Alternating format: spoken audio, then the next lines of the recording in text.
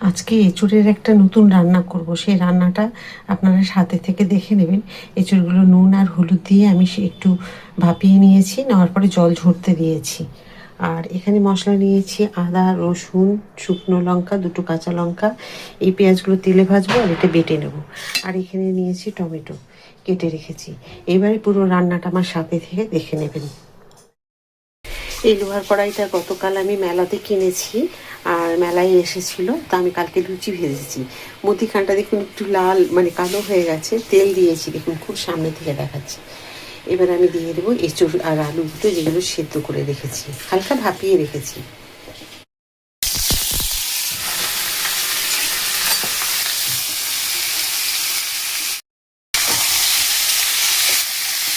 এগুলো একটু ভেজে নেবে।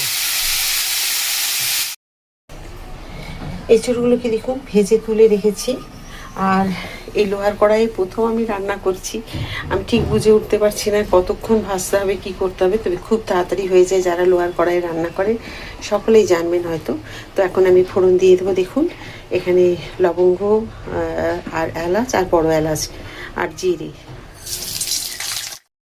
দুটো তেজপাতা, পেঁয়াজ। পেঁয়াজ আমার ভাজা হয়ে গেছে, এখন দিয়ে দেবো টমেটো।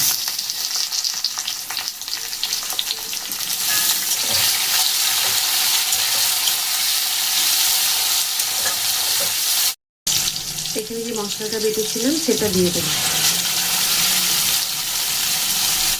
জিরে গুঁড়ো, ধনে গুঁড়ো, হলুদ,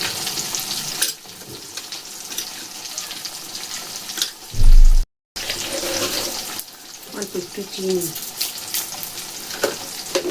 একটু সেদ্ধর সময় নুন দেওয়া ছিল, একটুখানি দিলাম, যদি প্রয়োজন পড়ে আর একটু দেবো। এঁচোড়ের এই রান্নাতে আরেকটা মশলা দেব, ওই মশলা সব তুলে নেওয়ার পরে কাজু, নারকেল, এগুলো দেখুন, নারকেল, কাজু আর চারমগজ, এইগুলোকে সব বেটে নেব।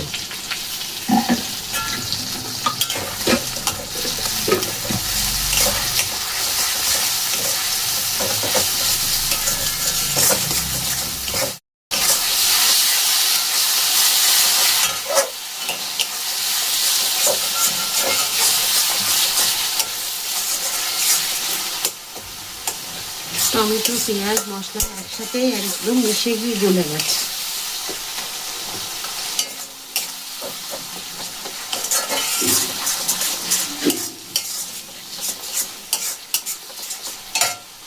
এবার দিয়ে দেবো ভেজে রাখা এঁচোড়।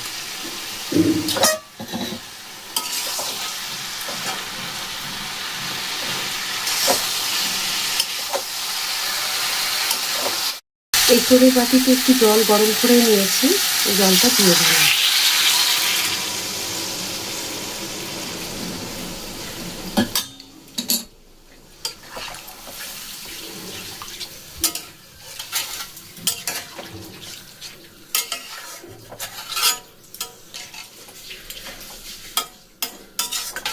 একটু ফুটে যাক,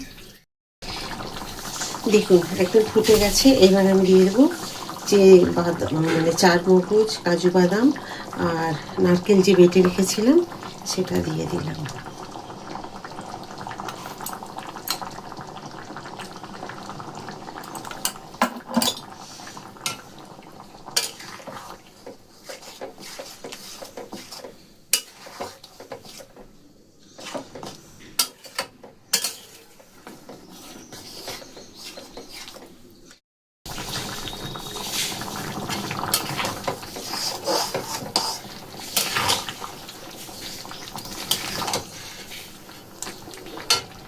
গ্যাস বন্ধ করে দিয়ে দেবো। এবার দিয়ে দেবো ঘি।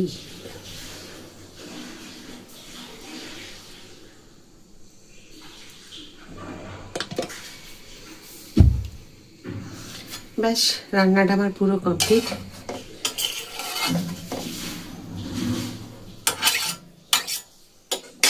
কেমন হয়েছে বলুন তো দেখে। রান্নাটা আশা করি আপনাদের সকলেরই ভালো লেগেছে দেখে। আর রান্নাটা খুব সহজ, যেরকম রান্না করি আমরা এঁচোড়ে তার থেকে একটু আলাদা। আজকে যে আমি এঁচুড়ের এই রান্না করলাম, আশা করি আপনাদের সকলেরই ভালো লাগবে। দেখিয়ে দিচ্ছি আমি, দেখুন, এই যে দেখুন, এঁচুড়ের এই রান্নাটা আশা করি আপনাদের সকলেরই একটু আলাদা লাগবে, কারণ রান্নাটা সত্যি কথাই আমি অন্যভাবে করেছি। এই রান্নাটা কিন্তু আপনারা সব কিছুর সাথে খেতে পারবেন, ভাত, রুটি, লুচি, পরোটা, ফ্রাইড রাইস, বিরিয়ানি, সব কিছুর সাথেই খাওয়া যাবে, নান। এত অসাধারণ হয় খেতে, রান্নাটা সহজ আর খুব সাধারণ, কিন্তু খেতে হবে অসাধারণ। তা একবার অবশ্যই এইভাবে রান্নাটা করুন, আর একটু মানে স্বাদের পরিবর্তন অবশ্যই লাগবে আপনাদের এই রান্নাতে। তো কেমন হয়েছে অবশ্যই কমেন্ট করতে ভুলবেন না। যদি ফেসবুক থেকে দেখে থাকেন ফলো করে দেবেন, আর ইউটিউব থেকে দেখলে লাইক, সাবস্ক্রাইব আর শেয়ার করে আমার সাথে থাকবেন। আবার একটা নতুন কিছু রান্না নিয়ে আপনাদের সকলের কাছে আমি চলে আসবো। আর রান্নাটা কেমন হয়েছে আবার বলবো। এই নতুন ধরনের এই রান্না নারকেল দিয়ে যেটা আমি করেছি আজকে এঁচোড়ে, দেখবেন এঁচোড়া এখন থেকে পরে আবার, এখন তো ভালো লাগবেই স্বাদে, কিন্তু পরে কিছুদিন পরে এঁচোড়ের রান্না কিন্তু একটু টেস্ট মানে স্বাদ পাল্টে পাল্টে করলে খুব ভালো হয়। তখন যদি আপনারা এইভাবে রান্না করেন, তার জন্য আমি আগের থেকে আপনাদের দেখিয়ে দিলাম। খুব ভালো লাগে খেতে, অবশ্যই একবার তৈরি করুন আর পরিবারকে সকলকে সাথে নিয়ে উপভোগ করুন এই রান্নাটা কেমন হয়েছিল। তো চলুন, এখানেই আজ ভিডিওটা শেষ করলাম। রাধা রাধা।